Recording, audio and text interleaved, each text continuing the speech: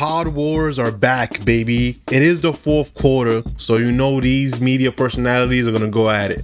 Even if there's not a full-on reason to, if there's almost a reason to, then there's 100% a reason to jump out the window. Why not? That's what Vlad thought, at least. Because he was mentioned just in passing by Dr. Umar when he was on the Joe Budden podcast, talking about a completely different subject. Let's listen. We got to stop naming non-African people as being the best of any aspect of our cultural product. Joe, I think you because can. it is an insult. You it can. is an insult. We can acknowledge that the talent is the Yes, I can acknowledge Eminem's title. We should. But let me tell you. Go ahead. For you to put him at the top, Let me ask you this. that's white supremacy. Let me bro. tell you this. That's white supremacy. What's white culture? I don't see Eminem building no schools and hospitals. We gotta I don't stop see inviting DJ people to the Khaled cookout. building no schools and hospitals. What's the white I don't culture? see DJ Vlad building no damn banks and supermarkets. Yo, I'm asking. Yeah, so what's up, y'all? We gotta talk about this. What's funny about this little back and forth is that everyone is right and wrong just a little bit. So while Umar was making a good point, he threw in that jab at DJ Vlad. He didn't even mean to shoot him. He was just in the line of fire. It was just Joe adding the extra sauce on it, so, Vlad had to respond. But the ideas he's saying, he gets criticized for not making the school or whatever. He's like, okay, well, these other people that they tell you that they're rich, why haven't they done anything? Which is, fair. But those same people can't be mad at him for not being able to make a school in a matter of time that they're more comfortable with, or at all, right? But it's like, you have the power to do something about it, but you're choosing not to every day. Instead, and to be fair, this wasn't like out of nowhere for Vlad. He was mentioned. So I was about to say, instead of using your time responding to this, which is true, right? That's what he's doing, responding to this. So if he wasn't mentioned, he wouldn't have been in this. Fair is fair. I understand Dr. Umar saying you can't put anybody not African or not black at the greatest of that thing, whether it's cooking or building something. Definitely not music, because everywhere black people go in the history of the world, music follows. There's a cultural revolution every time, or renaissance, however you want to call it, every time black people appear somewhere in the world. Literally. Whether it's all of the Caribbeans, Europe, Spain, anywhere in the world, there are black people, music follows. That may need its own video, but I don't know if this is the channel for that specific type of video. It may be interesting. I don't know. I'll look into it. We'll talk about it. Put a 12 in the chat if y'all want me to make a video on how music follows the migration of black people. But whatever, I digress. This is not about that. This is about the idea that if someone's not native to a certain culture or activity, they can't then be deemed as the best of all time in that area. The foundation of it makes sense, but in reality, I think that's unfair. Especially when it comes to something cultural or artistic. It's like, you can't just say, oh, because you're white, you're not good. Which is not his argument, right? It's not that he's not good. It's just that the argument of greatest of all time is based off of what, right? Numbers. Sales numbers specifically. His audience expanded outside of people who listen to music normally, so it didn't get inflated. I wouldn't say that, because it was earned. He made clout chasing music back then. It was all shock value. That's why his new stuff doesn't really connect to people, because Eminem thinks that the rappity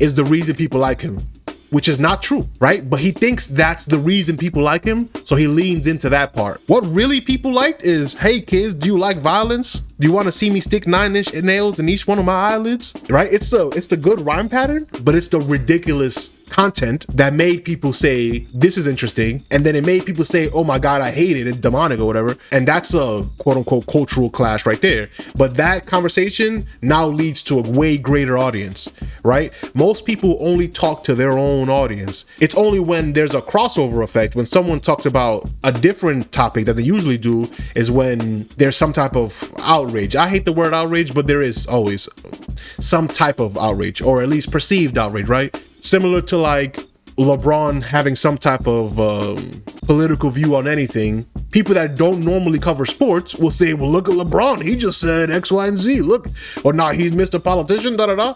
And then that will lead to a response, which now is energizing two separate groups to converge on one topic, which now looks like, oh, this is a very popular thing that a bunch of people are talking about. But really, it's not. It's just this one time where two separate groups are now talking about something at the same time. It doesn't mean that it's super popular. It doesn't mean that it's important or someone's right or wrong. It's just that usually people are in their own little realm and don't step out of it until one of their own gets challenged, or it makes for good TV, right? So even though I understand what Umar's saying, I ultimately understand that what he does in his job is to speak in sound bites so that when you ask him, he can break it down, but he got to talk in headlines to make you go, what? I don't agree with that. Oh my God, I feel, right? You're not even thinking about what he's saying. You just go straight to how you feel, which, you know, we all have that right. But that's why headlines are written. It's just to get people to feel before they even get any more information. So I like what he's doing, and I like that it's provocative without being disrespectful in many terms. But all that led to a quick passing sentence of, low key, if you listen to it at the end, he says, F Vlad. The first time I heard it, I was like, why is Vlad upset? I had to listen to it 2 or 3 times before I actually heard that quick little shot that Joe took. But instead of responding to Joe, whose platform it is, and who actually said the thing of any type of disrespect, if there was any disrespect in that sentence or in that clip, it was that quick little F Vlad, right? So instead of addressing Joe, he addresses Umar in these tweets, where Vlad links a flashback of his interview with Dr. Umar Johnson and captions it as, exclusive, Dr. Umar Johnson took donations for a school 7 years ago and it still hasn't opened, which is fair, and it's probably closer to 10 years than it is 7 years. But anyways, someone responded saying, you posting this while he's trending right now is crazy, shaking my head. Which it is crazy, it seems crazy, but really his job is, or his business is based around clout conveyor belt, right? If there's clout, he has to take advantage of it because those clout bring views, and those views bring ad revenue. Those ad revenue paid for employees, and then the cycle continues, right? I understand it. So it's crazy because he only posted it as oh, you got shot at me, I'm shooting back. Well, actually, let's go into this. You see it here. Vlad says, hey, he mentions my name, I'll mention his. Even though it was in passing, I understand Vlad's position in this, but let's be honest. Even if they didn't mention Vlad's name, he still would have posted this, oh, flashback, rewind, look at this video that we did already for this guy, because he's trending. That's not a necessarily bad thing. It's just when you title like this because you took offense, people see it some type of way. I understand both sides of this at this point. Let's continue. That guy responded, could have waited at least a few days though, Vlad. Could he have though? Why? Why would he wait a few days? It's hot right now. Oh, you guys are talking about Dr. Oh, and he mentioned my name. Oh, yeah, here. All right, damn, you still, well, it has been, what, 7 years and you haven't opened that school? Man, I don't know. If you took donations and raised money and 7 years later you have no product, I don't know. That's either a scam or a failure. Which one is it, Dr. Umar? Are you a scammer or are you just a failure? And you just suck at your ideas? Are you not good at executing your ideas? Which one is it, right? That's a crazy question, but it's a fair question, right? It's kind of messed up when you think about it, but that's a fair question to ask somebody. You raised money for a school. Now we only know you for being against interracial marriages, but back then you wanted to build a school, right? Because you doctored. Okay, cool. So where is it? Oh, it doesn't exist. So again, you have to ask. So you just suck as an administrator, and because it's not about him being an educator, right? Educators don't necessarily build schools. They're teachers in the schools. So this has nothing to do with you being an educator. It's about you being an administrator. You're either a failure at that or you're a scammer who never intended on building anything. I think that's harsh, but it's a good question.